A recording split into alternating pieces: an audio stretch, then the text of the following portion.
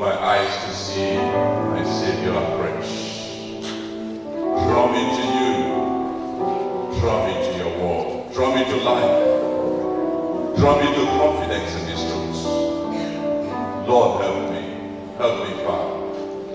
Help me. Lord, I need you. I have need of you. Lord, I have need of you. I have need of you. Help my life. Help me, Lord. Open up my heart that you will come in. Help me, Lord. Send forth help from above. Visit my heart. Lord, I need you. Lord, I need you. Lord, I need you.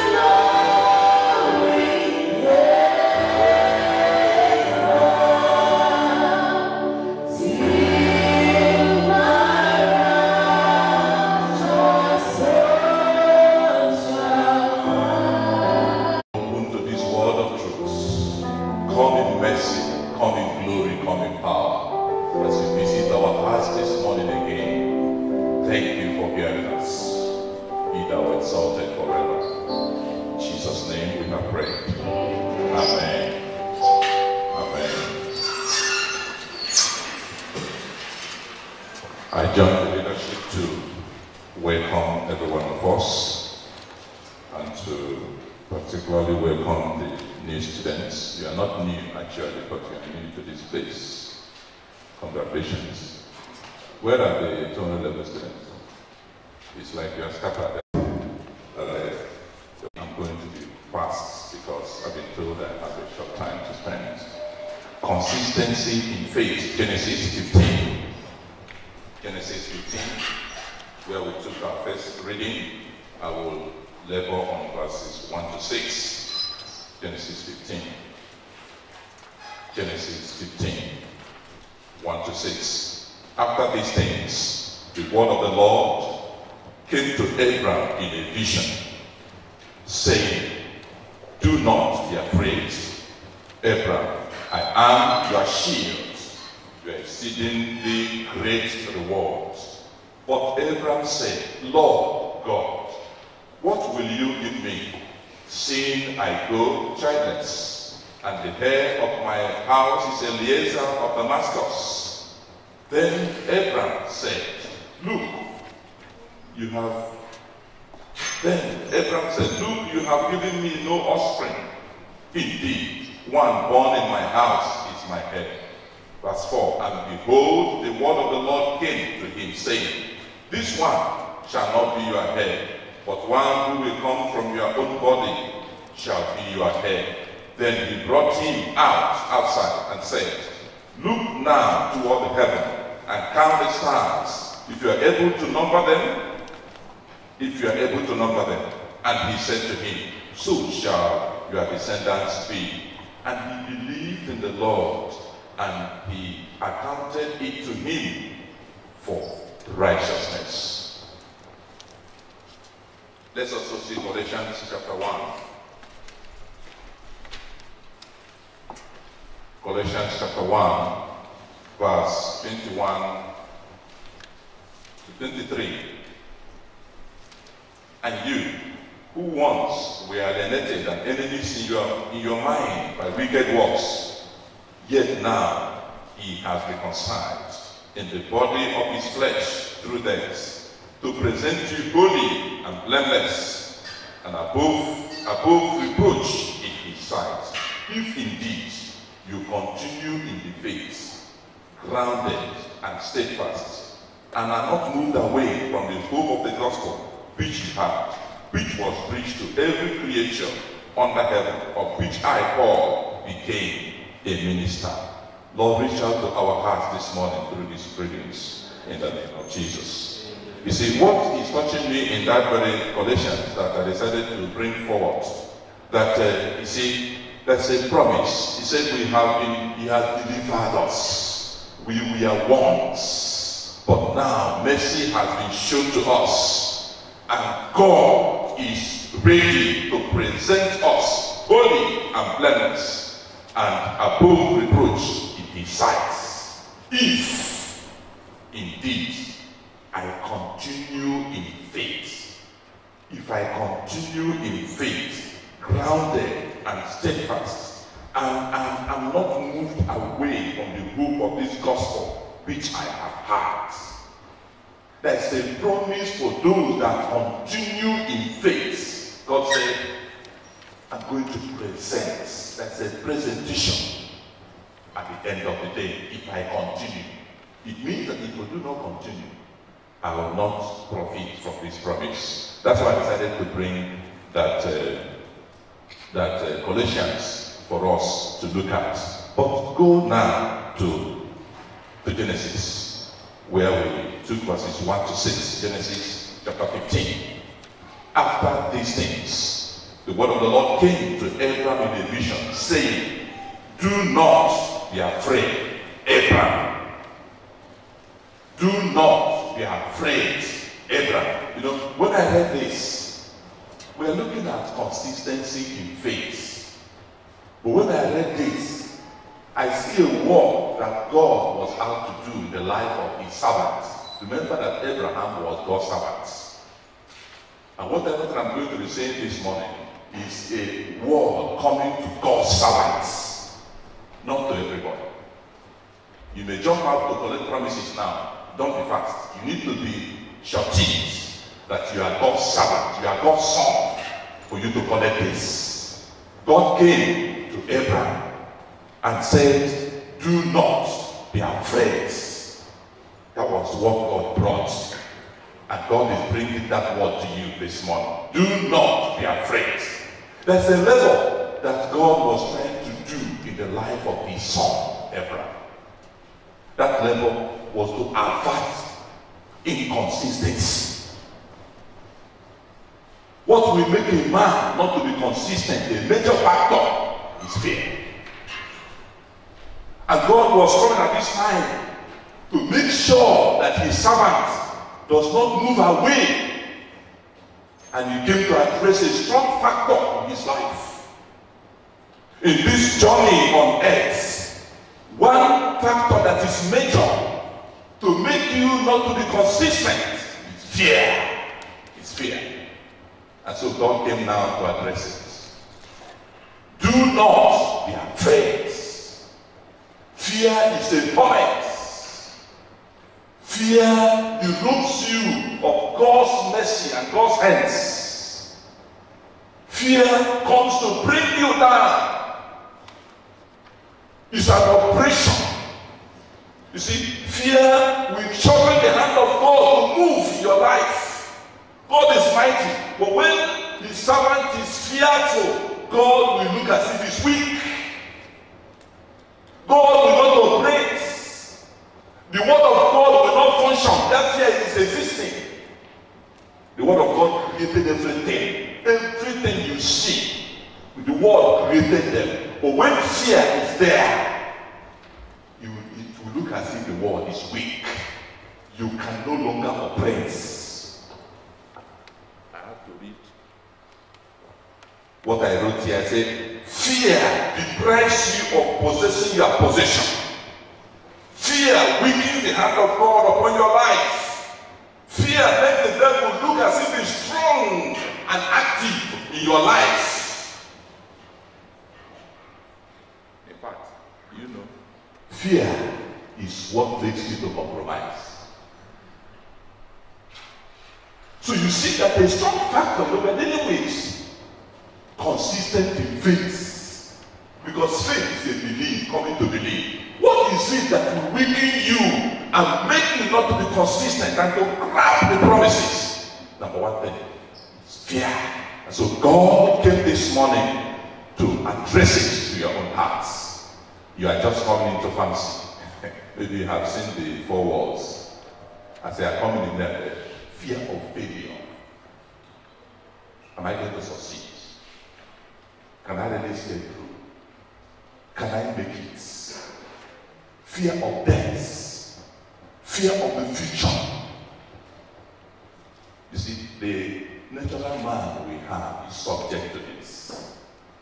The man that God created in the first place conquered fear, but the fallen man is subject to this torment. Say torments, say torments, say torments. Fear, fear. If I follow this way, can I actually get married? Can I secure a job? The future, you don't know the future, so you are afraid. What makes you to stumble is that you don't know where you're going. So I see fear, and God knows. You see, the Father we have is a loving Father who understands our situations. God knows that the matter we have to confront with here is fear. So he came to his son and called him by his name, Jonathan. Is anybody in front of Jonathan here? Sorry. But that is God calling you. Do not be afraid. He's welcoming you into this gate and say, do not be afraid. The person that is telling you that has conquered everything that is here and is in charge. And he's saying, do not be afraid. The weapon you have to run with, to enable you to be consistent on this journey is boldness. Do not be afraid. There is serious intimidation here on earth. Why should God be addressing fear? Because the accuser of the brethren is taking possession of many places. Fear of attack of sickness, attack of disease, fear of satanic operations. God knows that these things are here. No wonder when they cast him out, they say, woe to people that are on earth. Is fear already gripping you? That's what will make you not to be consistent. That will make you to fumble. No matter the word of God you quote, when you are quoting it in fear, do not operate. It is the word of God, but it will not work. Why? You have put God below and lifted up his enemy. The Lord will deliver you from fear in the name of Jesus. That's the vision that heaven came to do in the life of Abraham. Fear, fear. Despite what God has said, the moment he captures your heart, he puts you under bondage and cripples you, and it will look as the hand of God is shortened to reach out to your life. Whenever the devil wants to get any man, listen to me. Whenever he wants to get any life, of course, his mission is to kill, to steal, to destroy. Whatever he wants to execute his ministry, he starts with introducing fear. And once you fall prey, he will give thanks. Not to God. He will give thanks and go away. Because that is how he will collect you. Lord, deliver us in the name of Jesus. And I see. Now, we're talking about inconsistency. One that is not consistent in faith.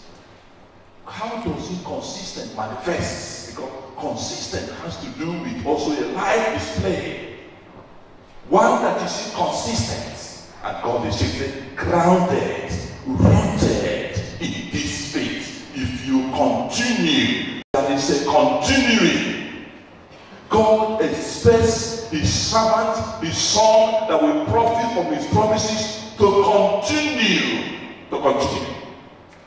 Continue in prayers. Continue in the study of word, the God's word. Continue in fellowshipping.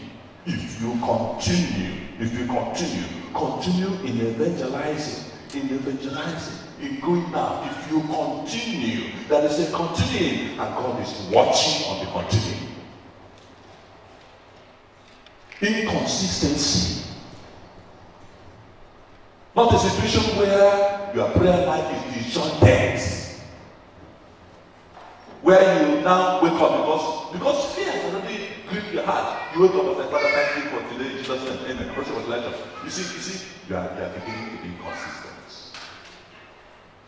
Because you may have 7 o'clock lecture, and you need to meet up with lecture. You will prefer lecture than God's presence. You prefer lecture than God's presence. So what you do is that as you wake up, you will just do a 1-minute prayer and you are going. And God is watching. And when they now call for, if they mistakenly announce that today's Sunday will be evangelism, you will say, Father, amen. I have assignment to do. Why is that assignment to do? Assignment is because of the evangelism they announce. Not that assignment. You will prefer the assignment more than this, because it's a mistake for them to announce the evangelism. You know, some churches now, on the day of evangelism, they don't announce it. They just come around and say, today is evangelism. If I had known. Why is it like that? Your heart is no more for God. When you came to Christ, you were jumping out. But now, you are no more consistent. That God is watching it. God is watching it. When you go to read the Bible, you can't remember when you read the Bible last. You can't remember when you read it last. You just open it. Say, they're going away. Why is your life like that? Something is tormenting your life. And you are preferring that you pursue it more than pursuing God. And God said, you are no more consistent with me. Are you going to be promising God to be consistent in this journey, so that you are not being intimidated? You see, a little cheating, a little lying, a little immoral acts, these are for that lie. They will release you to go. You can degenerate. It starts with small lies. Thin lies and how to get something to make way for you to escape. You are no more being consistent. You are losing the life that you have received. Running away from godly counsel. Some of us are running away from godly counsel. These are forms of inconsistency. You see an elder that will direct you aright to do what God wants you to do. You move away until you finish it. That's when you come back. Why is your life like that? It's a form of inconsistency. You know that when he gives you that counsel, he leads you to what God wants you to do. But you don't go there, you don't go there. You may even look for colleagues that will advise you what he wants. That is something you want to do. And you look around people that are like-minded and go to them. Please give me counsel. You share what you want to do and you expect what you want. When it tells you that they say, God has spoken through you. Which God? Which God? There's something you are looking for. Is Lord will deliver us from this in the name of Jesus. So God came to Abraham and to address his matter. And to say, Abraham, do not be afraid. Let's go to that place again. Do not be afraid. The text reader, Bible that they use amplified. Am I correct? Yes. I don't know if anybody has New Living Translation. Do not be afraid. We have New Living Translation that bring it to us. New Living Translation. Anybody with it? Nobody. Alright, thank you. What does it say? Sometime later the Lord spoke to Abraham in a vision and said to him, do not be afraid, Abraham, for I will protect you. Can you see that? That's the best part of God that gave it to me. For I will protect you. I will protect you. Why do you protect a man? You only protect a man where there are devils. Is it not true? If there are things around you and they are not looking for you to hunt you, you need protection. You don't need protection. You need protection. When there will protect you. That's what God said. And I think you'll be going with this word this morning. I will protect you. Please note the person there. I. That I is character, not a human being. The Almighty. New students, The Lord is saying to you, I will protect you. Remember, He's saying it to His son. He's saying it to His servants. Whatever thing you are passing through on earth, He said, I will protect you. And the Bible, I hear God say, for He that watches Israel do not sleep nor slumber. So I will protect you. God is offering you protection. It's a promise from your Father. He's offering you protection. I will protect you. When God stands to protect a man, who is he that will come to fight God? When God is saying, I will protect you, who is that man? Who is that Satan that will rise up to challenge God? God is saying, I will protect you. What condition are you passing through today? God is saying, I will protect you. Even in the midst of Elizabeth. I hope you know that. That's what nice is for. But there's one that says Alphabet China completely. What is the name? That's the one I watched it. You see, God said, because if you don't look on the word of God, you live your life by fear. God said, I will protect you. Not everybody is to be son. I will protect you. And He said again, and your reward will be great. I will protect you. Go with this confidence. The Lord is saying to you, I will protect you. They may have told you stories that is happening, what is happening in pharmacy, and faculty of pharmaceutical sciences, and fear has gripped you. They say the lecturers there are looking like scorpion and serpents. They bite. And you are coming with that. You'll be terrified. The Lord is saying to you, I will protect you. That's the word. Let's see the Amplified, so we can find it up from there. The Amplified. Amplified. Yes, after these things. Fear not, Abraham, I am your shield. Your abundant compensation. That's the word that also got my heart. Your abundant compensation. That's what they say to His son. And I said, God has come to compensate. So God is a God of compensation. That's what I'm saying here. It's a God that compensates. When do you compensate a man, please? Huh? He said, when you lost something. Okay, when you lost something. He said, when you are unfaithful, my profession has to do with compensation today. So, you see, you compensate a man when you have taken what belongs to him. You want to use it. What you give him in return, what we call it in our profession, is compensation. There is something the man has, but you have need of it, you took it. And for him not to cry, say, no, I'll compensate you. You give him as compensation.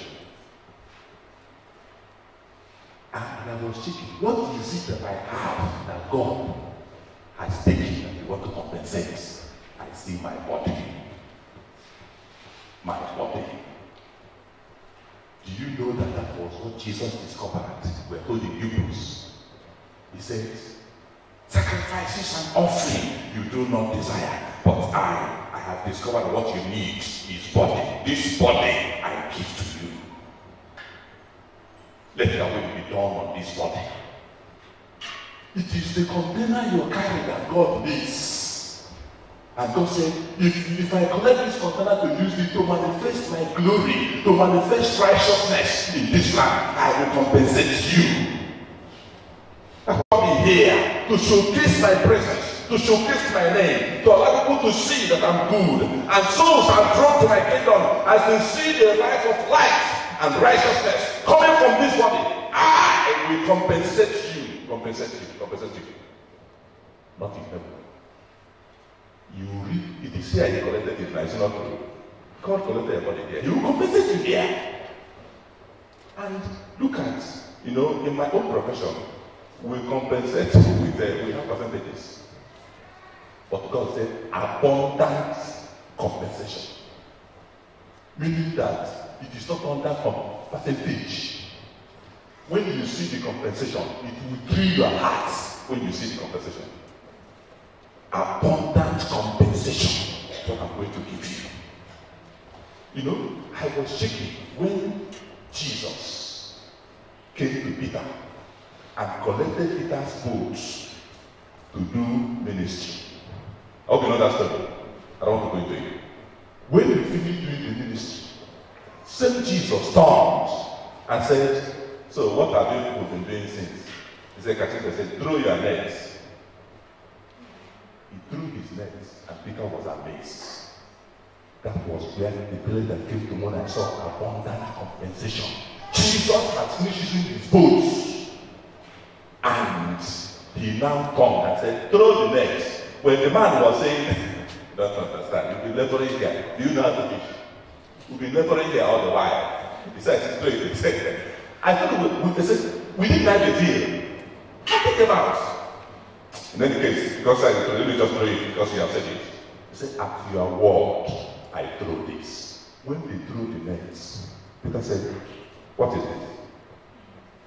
That was how he was amazed. You are going to be amazed.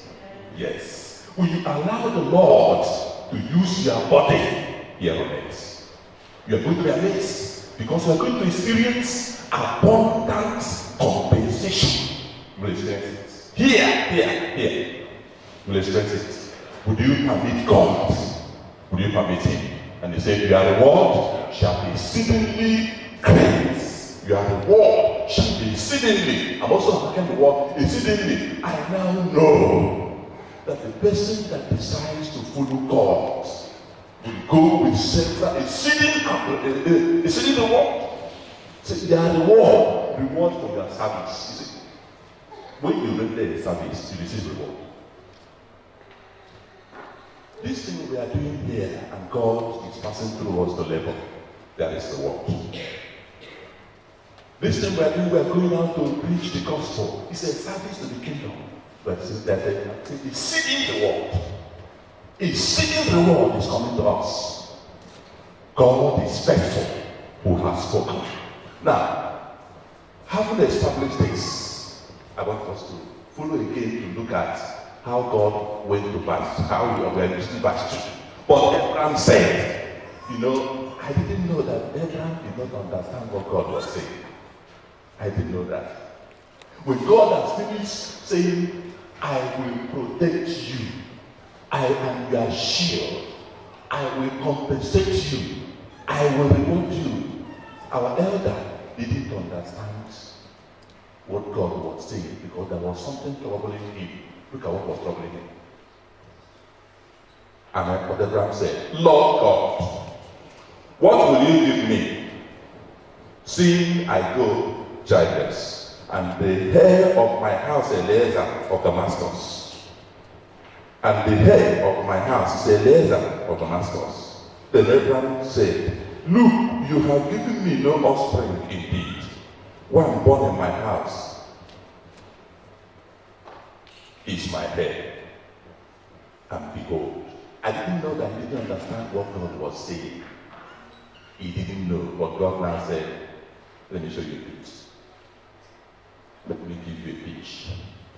God said, the word of God came to him saying, this one shall not be your heir, but one who will come from your own body shall be your heir. Then he brought him outside and said, look now toward heaven and count the stars, if you are able to number them. And he said to him, so shall your descendants be. He didn't understand. When God was saying, I'm going to reward you exceedingly, he didn't understand that what God was talking about was touching every aspect of his life.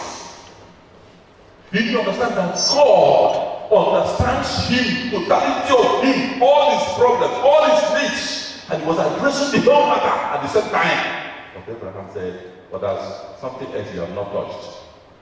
And God was looking at him and said, I'm childless. He didn't know that childlessness that was part of the package that God designed for him. He didn't know that. So he raised him up. raise the matter up. And God said, let me show you. I'm seeing the abundant compensation in this thing that God revealed here. Let me show you. They are talking about one child, eh? Come. Can you see what is abundance? God said, come, let me show you how many, the number of your children. So that you will understand. First, I noticed that for God to reach out to your life, you have to look up to them. Look up. Look up. You're choosing. For God to reach out to your life, you have to do what? Look up.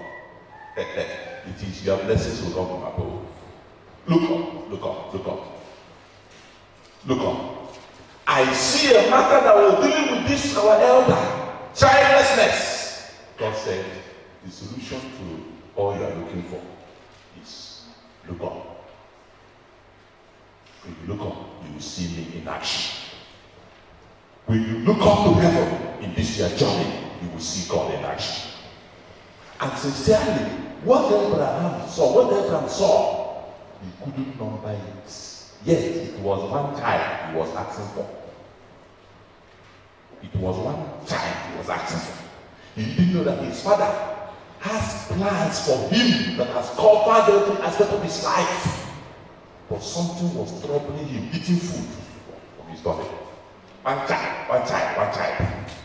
When he came out, probably, and look up, he could not count the number of his children. He was amazed. What is troubling you has been factored in the abundant blessings that God has for your life.